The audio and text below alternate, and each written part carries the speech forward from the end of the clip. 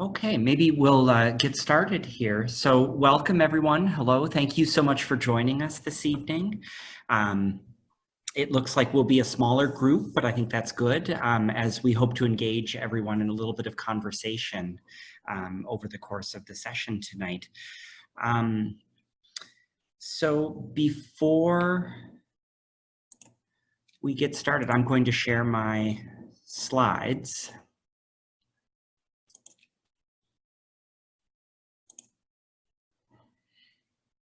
And just give people a moment to orient themselves with the shared screen. So I'll say that there are three of us who are co-hosting the workshop this evening, Joe Eggers, Demetrius Vital, and myself, George Delbo.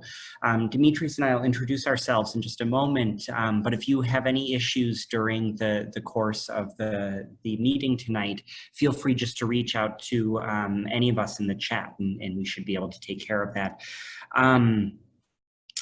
Just a couple of notes. If you look in the chat, I'm going to post right now a link to the slides and to the CEU certificate for tonight's workshop. And so you should be able to access those if you'd like to look at the slides. I'll share them as we're talking about them on the screen, but I know people like to have copies for themselves. And I guess with that, we're ready to get started for what is our second workshop in a series. And this workshop is titled Navigating Trauma in Education. And so just to run through a brief schedule of what we hope to do tonight, I'd like to offer a land acknowledgement. As I mentioned, Demetrius and I will introduce ourselves to the group. I'd like to then have us pause and listen to a poem as part of a practice called Poetry Friday, which is something that I've used in my own classrooms. And then we'd like to engage in a little bit of some reflection and discussion around what safety looks like in your contexts and what trauma looks like. And then offer some frameworks and some thoughts around individual, collective, and transgenerational or intergenerational trauma. We'll then turn our attention to just briefly to think about trauma-informed pedagogy, and then think about healing and storytelling practices within our contexts, and then share some resources. And I'll just mention, if I don't mention the resources at the end, which can happen, they're there, right? And so there's a number of resources at the end of the slides for people who want to dig a little deeper. So we want to recognize that this workshop is being hosted by the Center for Holocaust and Genocide Studies at the University of Minnesota, an institution which we acknowledge occupies the ancestral and current homeland of the Dakota Nation and peoples. We further acknowledge that this land was stolen from the Dakota and continues to be occupied illegally. We acknowledge that the land was ceded during the negotiations of the 1837 Treaty of St. Peter's and the 1851 Treaties of Traverse des Sioux and Mendota.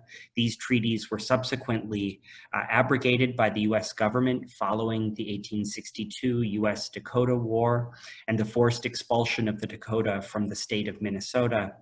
We recognize that the actions of the US government in the state of Minnesota before, during, and after the US-Dakota War constitute genocide, and that they are part of a larger genocide of Indigenous peoples of the Americas. We recognize, support, and advocate for the Indigenous peoples and nations in Minnesota and all Indigenous peoples living both in Minnesota and the United States. By offering this land acknowledgement, we affirm Indigenous sovereignty and humanity, and we will continue to work to hold the University of Minnesota accountable for the continued erasure of Indigenous peoples, cultures, histories, and contemporary realities from this land. If you'd like to think more about land acknowledgements and how you might use them in your own context, in your own classroom, there's a link at the top of this slide, native-land.ca, which has not only an interactive map which shows Indigenous land around the world. It also has a collection of lesson plans and resources for educators to think about how to construct their own land acknowledgement, to help them think about land. And I think this is particularly important tonight as we start to think about trauma and, of course, the trauma that is experienced by many communities, including Native communities and Native students across Minnesota and in classrooms. I'll just mention at this point, the Center for Holocaust and Genocide Studies in late August will also be hosting a virtual talk, another virtual talk on the current state of Indigenous representation in K through 12 education in museum spaces in both Minnesota and Manitoba. So it'll be a comparative look at how Indigenous peoples and history and culture and contemporary realities are framed in both contexts in education. And if you're interested in taking part in that, you can go to the Center for Holocaust and Genocide Studies website to see more information and find a link to register.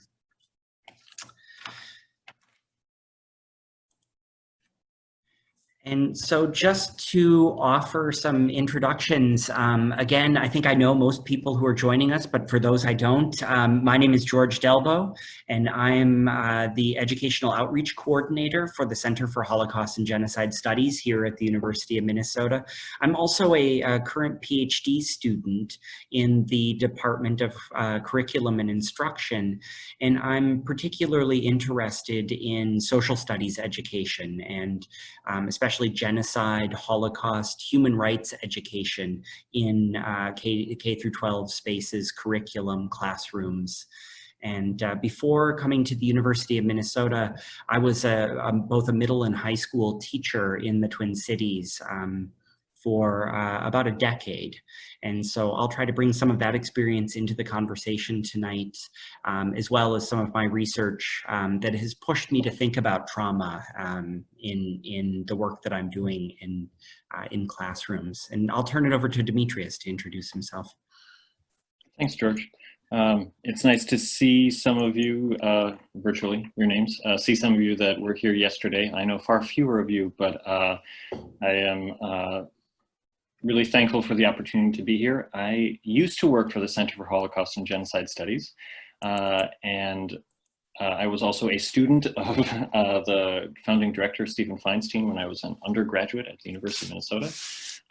So CHGS has been really important to me through my life. I mentioned this yesterday. My father's a Holocaust survivor. My father, who passed away, was a Holocaust survivor. And so this runs through my life. And now in my work, I am part of the Ideal Center of the Science Museum of Minnesota.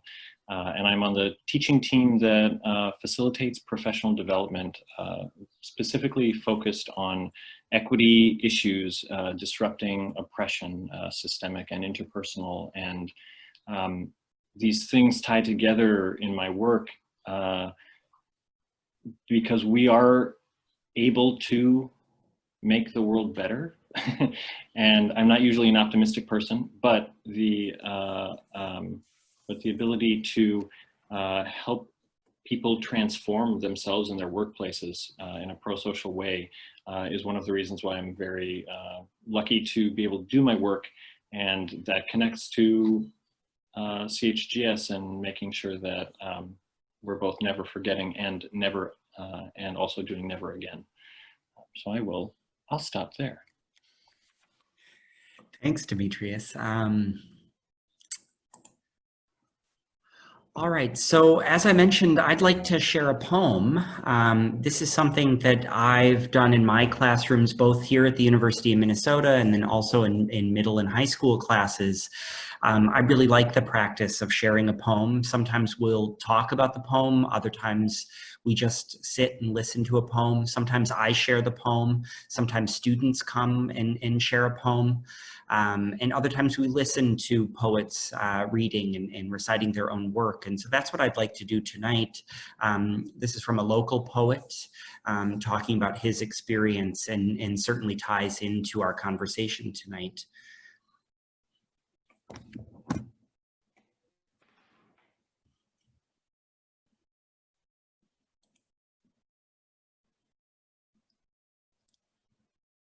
you. I'm honored to be in this space with you, all of y'all who are coming out on a Friday night for poetry. Thank you. So this is a poem called Refugee Requiem. I won't get into it, but my family, what we went through when I was a baby to escape Vietnam to come to this country is really intense in terms of like bombing the airport for hours, people getting killed all around us. And so I wrote this thinking about all of this. And just really quickly, one reference that I make, when I went back to Vietnam, when I was 21, I was taking a bus through the countryside and I saw a jagged hole it was like a jagged hole in the ground filled with water and rice growing out of it. And I asked one of the locals, like, what is that? You know, and he told me it's a bomb crater. It was a bomb crater and some enterprising Vietnamese person was growing rice out of it. And I was like, that is the most Vietnamese shit.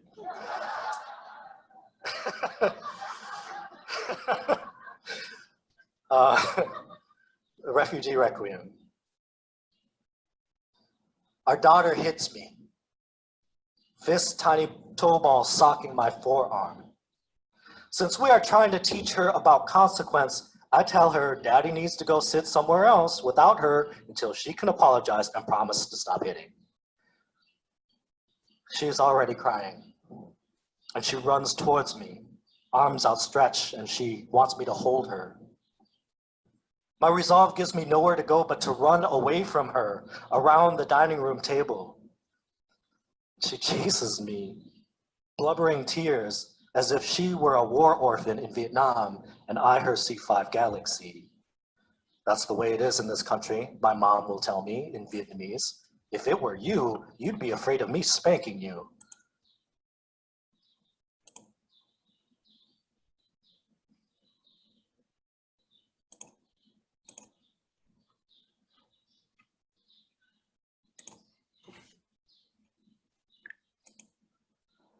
Here's the part where I make money and fame by telling you Vietnamese people are abusive and backwards and should be glad to be living in whatever puddle or efficiency or condo or project or suburb seem fit to contain our stink in the United States.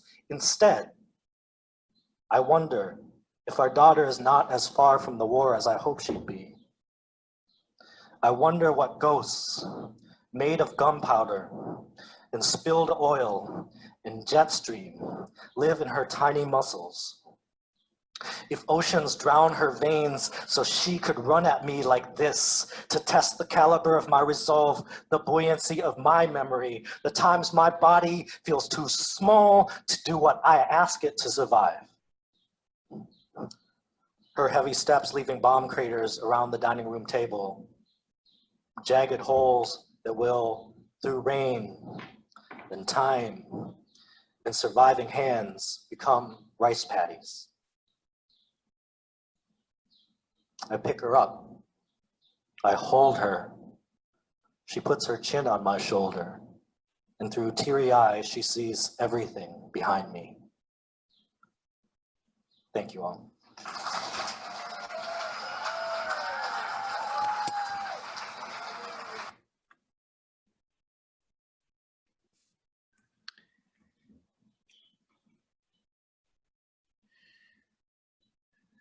So I've used Poetry Friday as an opportunity to bring more poetry, as I mentioned, into my classrooms and more voices. It's not something that I've created. I've actually borrowed it from many poets and authors who have written about this concept of Poetry Friday as a way to share their work. And so I put a link at the bottom if you're interested in reading more about this. But essentially, it's a disorganized, in many ways, group of people who are striving to bring more poetry into the work that they're doing.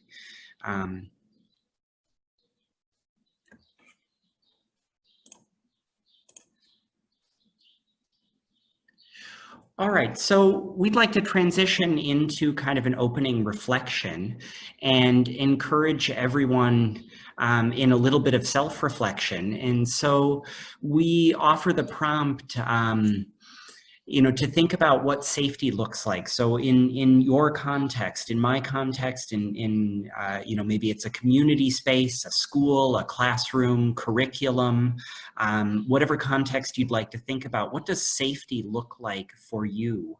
And what does safety look like for your students?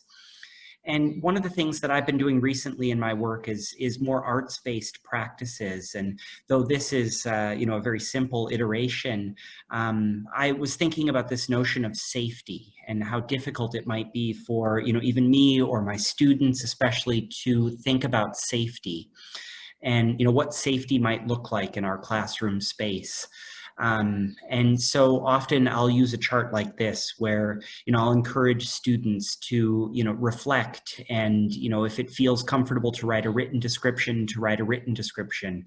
Maybe it's they would start by listing some examples, or perhaps dig into feelings and emotions. What does safety feel like? And start to think about safety in, say, our classroom from that perspective. And I was actually hoping that we might pause just for 4 or 5 minutes in our conversation tonight and just reflect, individually. And I would encourage people maybe to try drawing, especially if it's something that you don't often do, right, is reflect through drawing, and to think about what safety looks like in your context. And so maybe I'll give people just 3 or 4 minutes to to kind of think about that. And if you have a pen and paper handy, or other implements, to just kind of draw what safety looks like in your context.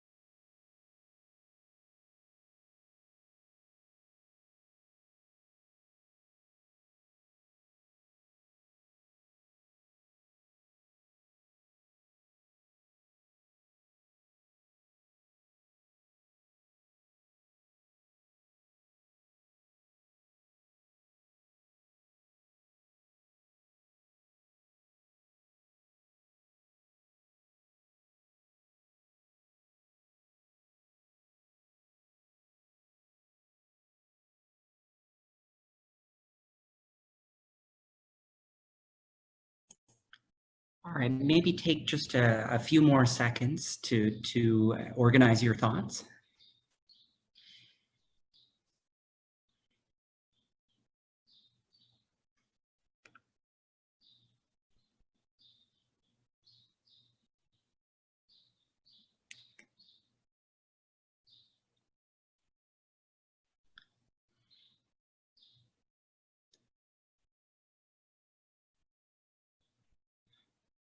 All right. As we come back together, we'll continue to think about safety, certainly, as we move into talking about trauma. And, we'll find space if people are willing and interested in sharing, maybe it's a drawing, maybe it's their thoughts. I can just, as an example, share my drawing, and I don't know if people can see it all that well. But it's a rather simple drawing, and it's a video screen with a student, a middle school student who is hiding their face behind a folder while they're recording a Flipgrid video. I often used Flipgrid in my classroom, and though I wasn't teaching at the middle school level at the end of this school year when the pandemic hit, I was working with teacher candidates and thinking about their struggles. And I remember when I first started to use Flipgrid, this video recording software, in my classroom, and students would post video reflections, I would often have middle school students who were so uncomfortable that they would hide behind an object, a folder, or some would even wear masks. And it was a way for them to participate in the conversation and record a video, but to kind of hide their face. Which was something that I, as a teacher, had to think through and how am I going to help students deal with this? And, should I be rethinking my practices? So maybe to move us into a conversation, a little bit of a conversation around trauma, I thought it maybe would be interesting just to put a definition of trauma up, and hopefully we can poke at this a little more as we get into a conversation. And there are many, many definitions of trauma that exist. And so I picked this because it's, I think, rather broad and speaks to me in some way. But this definition says any negative life event that occurs in a position of relative helplessness. And so I think this covers quite a bit, right, of things that maybe early on I would not have considered to be traumatic. And so I like this, that it's pushing me to kind of broaden what I think about in terms of trauma. And then if we think about the effects of trauma, this is something that I try to remind myself, in my own practice, or, when I'm in conversations with fellow educators, that the effects of trauma on an individual or indeed a group, and we'll talk about that in just a moment, can be conceptualized as a normal response to an abnormal situation. And I think often as educators, we're focused on the response, student responses or other responses, and we see the response as abnormal. But if we were aware of the situation, we might then flip this and see the response as normal and the situation as abnormal. So just to think about trauma, and there are other ways to think about trauma, but as I was kind of thinking about this workshop tonight and this conversation tonight, breaking trauma into individual and collective trauma. So individual trauma might be said to be the result of an event or a series of events or a set of circumstances that are experienced by an individual as physically or emotionally harmful or life-threatening, and that have lasting adverse effects on an individual's functioning and mental, physical, social, emotional, or spiritual well-being. And I think we could probably all conjure up examples of what, this sort of trauma might be. If we think about collective trauma might refer to the psychological reactions to a traumatic event that affects an entire society. And it does not merely reflect an historical fact, the recollection of terrible events that happen to a group of people. Rather, it suggests that the tragedy is represented in the collective memory of the group, and like all forms of memory, is comprised not only of a reproduction of the events, but also an ongoing reconstruction of the trauma in an attempt to make sense of it. And I think this is something that we wanted to talk a little bit about today, especially given that this is a talk hosted by the Center for Holocaust and Genocide Studies. And so first, to recognize that, for an individual, any given individual, any event has the potential to be traumatic, right? It is very situational, and similar for groups, right? Different events that might be experienced as traumatic by one group might not be traumatic for another group. But one of the things that we wanted to talk about is perhaps could be seen as a form of collective trauma, which is transgenerational or intergenerational trauma. And so trauma survivors often transmit the trauma they experience to later generations, especially when they don't recognize or have the opportunity to address the issues around this trauma. And so over the course of time, these behaviors, often destructive, become normalized within communities and families, leading the next generation to experience this trauma as well. And so I think this is, we could think of as what might, differentiate individual trauma from collective trauma in some ways. And so we'll talk a little bit more about collective trauma. But maybe I would turn it over, Demetrius. Is it okay if I turn it over to you for the discussion? Sounds good. Thanks, George. Yeah. I think that, so we've done an activity where we have some drawings that we might be able to share with each other if we'd like, if we want to be on screen. And we also have some there's some text and some conversation about trauma that we can share with each other. I would like us to break out into two groups. So Joe or George, you're going to be the ones who have the breakout room control. And George, if you, that's my inclination. If you have if you think no breakout rooms, that we can work on that too. But we will, in the breakout rooms, where there's going to be fewer of us, there will be 6 people per breakout room. We'll have a chance to respond to prompts about what trauma looks like. And one of the main, so the 3 prompts following trauma are, what does trauma look like for you, for your students, depending on your context? When have you encountered trauma that was different from yours? And when have you encountered trauma that was different than what you expected? So I'll invite us to enter groups, smaller groups, so that we can process or share about a minute each for the people in the group, and we'll go in order so everyone has the opportunity to share something. And we'll be able to reflect on our personal lived relationship to both ours or other people's trauma. And as a note, and I mentioned this yesterday, having facilitation structures that give everyone the chance to speak and the chance to pass is especially crucial and relevant when we're talking about something like trauma, which at times can only be dealt with and learned about through an individual's own story and own retelling. And when someone is in a group setting and doesn't have the opportunity to share their voice, silencing is another way of preventing trauma from being healed. And I think many of us can probably relate to feelings of not getting to share our voices in workplaces or as students or things like that. So George, are you, I don't see you at the moment, are you able to set us up in breakout rooms? I am. Give me just one. All right, let me just check in. Demetrius, are we ready to move forward, do you think, or?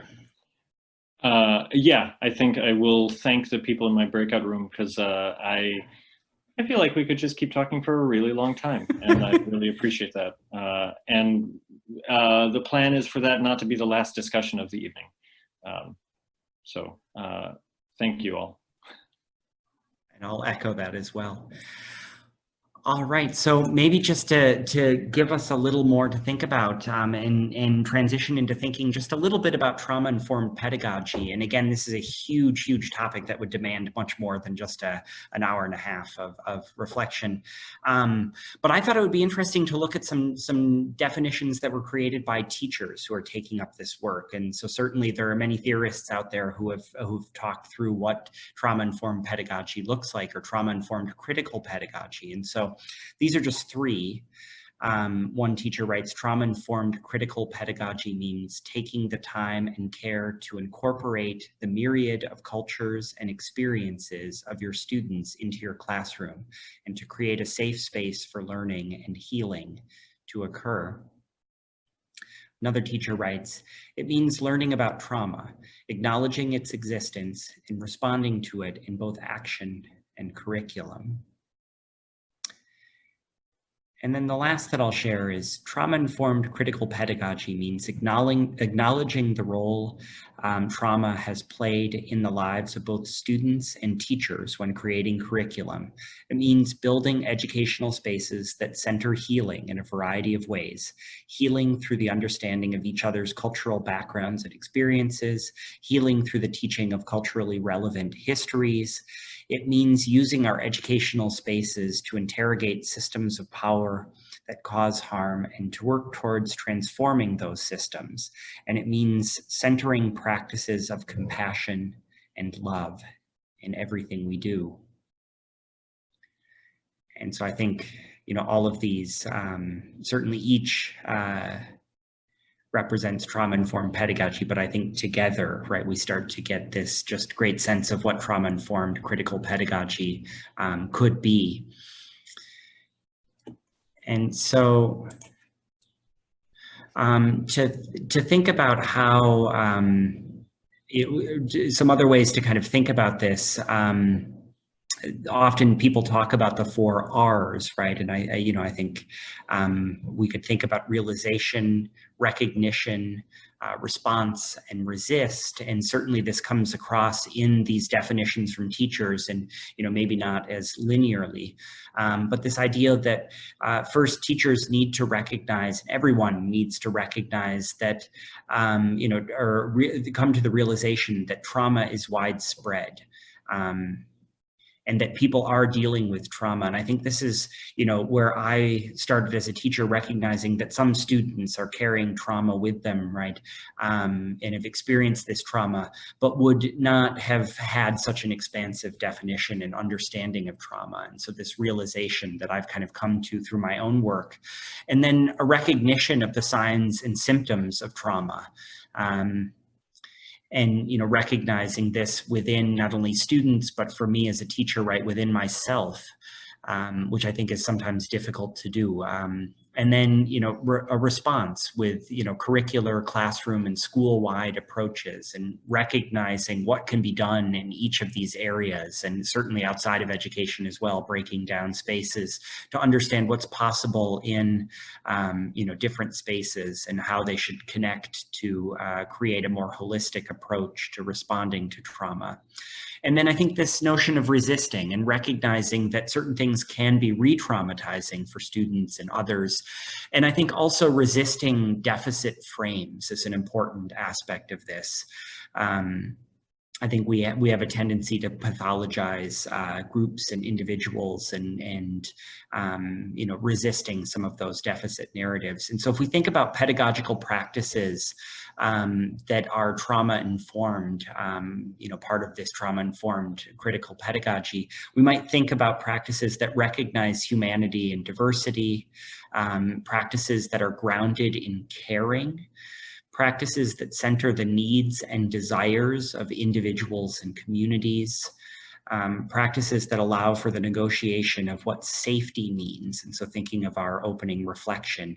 And I think it's so important that this is renegotiated over time. I'm teaching an intro to social studies methods course right now, and I keep reminding my students that community and things like safety, these agreements that might be reached, right, and these efforts towards community in a classroom aren't something that should be confined to just the first few days of school. and certainly these things need to be renegotiated, revisited over time. And so also practices that support students and teachers individually and collectively, and being attuned to how we're all individuals, but part of collectives as well. And then practices that provide space for voice and choice. And then practices that are attuned to cultural and historical contexts, as well as things like class and gender, racial issues. And so if we think about, just to say a few words about transgenerational or intergenerational trauma and mass violence in education. So I think it's important that transgenerational trauma, just to recognize the history of this in the literature, and it really does grow out of early studies that were done on Holocaust survivors and their descendants, so survivor descendants. And this idea that each generation seemed to kind of learn from the previous one, with survivors telling children, perhaps one message, don't trust others, don't trust the world, and certainly not confined just to Holocaust survivors. This research has been, skipping a point, has been expanded to, other survivor descendant communities and descendants of genocide and other instances of mass violence. And just to name a few examples, Cambodia, Rwanda, Bosnia, Ukraine, Ireland, certainly indigenous peoples. And I think new research, to go up a point, right, suggests that transgenerational or intergenerational trauma is both cultural, early research focused on the cultural, but is also biological. And this is where the extent of my knowledge runs out, right? But this idea of trauma being transmitted in our genes, and thinking, through things like epigenetics.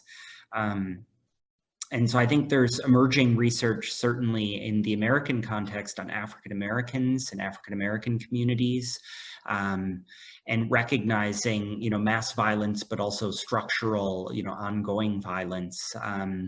And what one researcher has referred to as shared stress, among many African Americans, but also this researcher recognizes that this notion of shared stress is something that is experienced by many communities. And so if we think about, maybe I should, Dimitris, I don't know if you want to say a few words about curricular violence here, or if you'd like me to. I'm happy for you to. All right.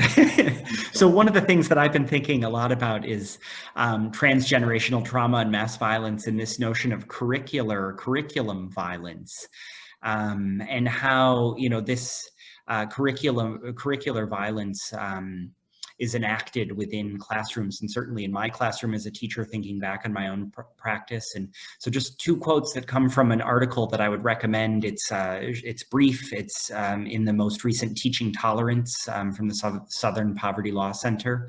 And the author talks about curricular violence occurs when educators and curriculum writers have constructed a set of lessons that damage or otherwise adversely affect students intellectually or emotionally.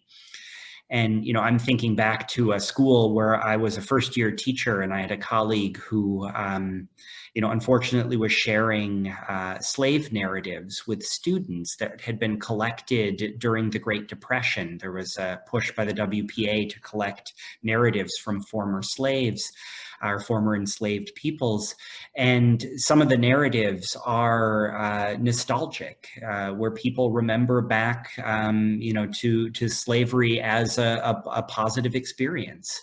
And so this teacher was sharing, these narratives, with students. And some of these students later came into my room. I had taught, some of them in an elective course, and they came into my room and they were asking about these narratives, and, this teacher including them. And I don't really remember exactly, I had a conversation with the teacher, but I was a new teacher and trying to navigate this myself, but thinking of, how these, without some context, or maybe even with some context, right, or enacting violence using such narratives in the classroom.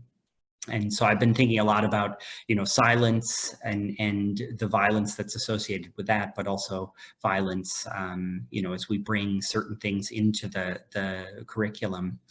And just another quote here, teaching as a reflective and reflexive practice by asking important questions of themselves and their curricula. And so trying to, for myself as an educator, but also push the students that I'm teaching, and to think about narratives of joy and resistance as a way to counter some of the curricular violence that is, I think, more prevalent than maybe we'd like to believe in education. And so maybe at this point, I would turn it over to Demetrius.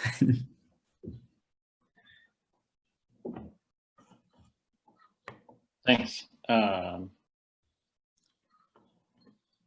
I really appreciate the framing of curricular violence. And thank you, George, for bringing us through that. I had this experience just recently. So this article about curriculum violence, which is linked to in the resources section at the last slide, is written by Stephanie Jones, who describes what it was like to be a student, an elementary school student, and encountering simulations of cotton picking and slave experiences. And I have an acquaintance who told me, an African-American person who told me that story as happened to them. And yet, when I was reading this article, it was dehumanized in a way that I didn't make the connection to that person's lived experience, even though that person told me face to face before I had read this article. And which is, I'm ashamed by that disconnect, but what it also highlights for me is the way that even looking at something as a report of something dehumanizes the story aspects of it. Looking at this article and looking at curricular violence from the perspective of pedagogy and teaching and education, I didn't even connect it to pain and the experiences of the people I know. And I regret that. So because of the centrality of storytelling, we're going to turn for the next little bit towards healing, and the role and the connection between healing and storytelling. George, if you can advance to the next slide, please. Oh, the next one after that. The healing one, the one right before that. Thank you. I can share my screen if you want, but it's fine. I appreciate that you're sharing it. These are excerpts from an article entitled "How Storytelling Heals" by Farah Mohammed, who reports on the work by a communications and folklore scholar named Sun Wolf. And they write that storytelling enables patients to take control of their illness in a way that pharmaceuticals can't. Trauma challenges those who are affected to construct meanings that create a tolerable narrative for what appears to be inexplicable, writes Sun Wolf. In such a context, storytelling is viewed as a form of communication that can help people to successfully cope with and reframe illnesses, and thereby create the paradoxical possibility of being successfully ill. Trauma, illness, and grief create frightening forests of pain with unfamiliar roads, explains Sun Wolf. In such a context, listening to stories suggests myriad pathways out of dark forests.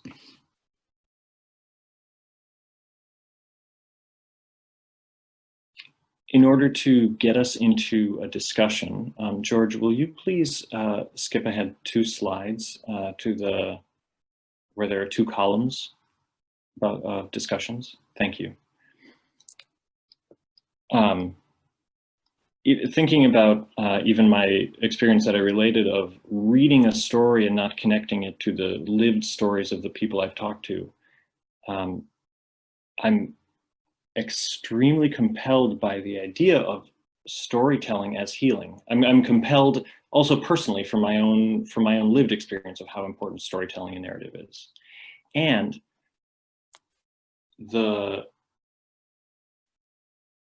what a curriculum does is also tell a story. And so I'm posing the questions of how can storytelling be an act of healing, alongside how can storytelling be an act of curricular violence? Because it's complex and nuanced, and it's a fine line. So I'd like us to think about that. Think about how we navigate the ways in which narrative and story heal, and also narrative and story can suppress and harm, and how we navigate that in our work and in our lives. And I think let's start with that before moving on to the listening and empathizing prompts. George, I'll ask your thoughts. Do you think breakout rooms for this conversation, or would you like us to stay in one whole room? I think it might be nice to stay in one larger room. Sounds good. I will,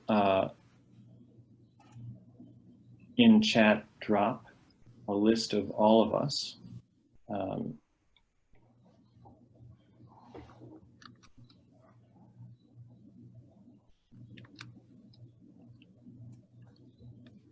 And I think that is, yes, that is everyone. Oh, Walter is no longer on my participant list. And Joe, you're listening in the background. I put you on here. You don't have to jump in. But the reason, again, as I've said,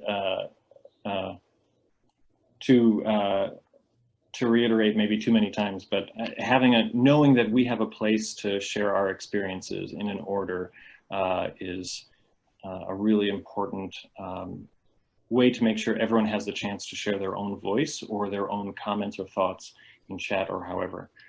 So I will invite us to go in this order and respond to the questions of storytelling as healing, and also how we navigate storytelling as healing from storytelling as something that is potentially violent and curricular violence. But also thinking about being more imaginative in terms of how we actually think about who's bringing those stories and how do we open up the curriculum. I mean, in fact, this high school that I attended actually has a LGBTQ studies curriculum now, or class that students can actually engage in, along with women and gender studies at the high school level, as a way of in the social studies or histories department, as a way of opening up those stories that's about healing and mitigating violence. Thanks for sharing. I remember in the past you mentioned your high school, and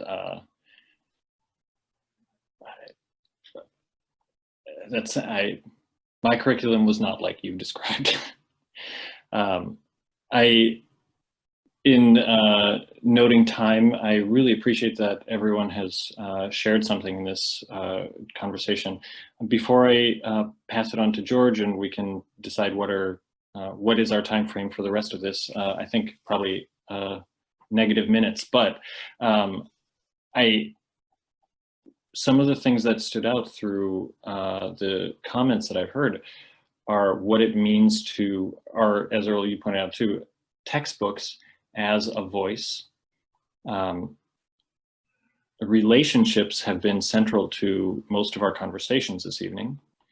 And those connect to me in one way of the fact that when stories are at different hierarchical levels, that is an opportunity for curricular violence.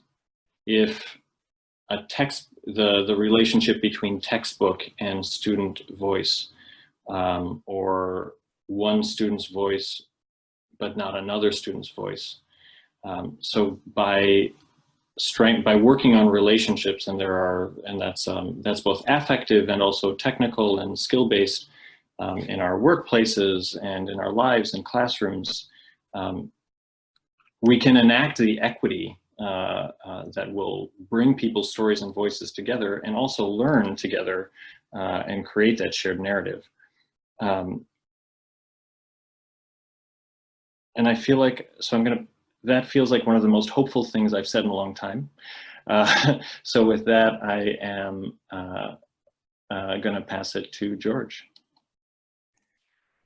Thanks, Demetrius. And thank you everyone for the discussion tonight. I think at this point, just honoring everyone's time, and I'm so grateful to have been able to engage with everyone this evening. And so I guess on behalf of myself and Demetrius and the Center for Holocaust and Genocide Studies, thank you so much for joining us.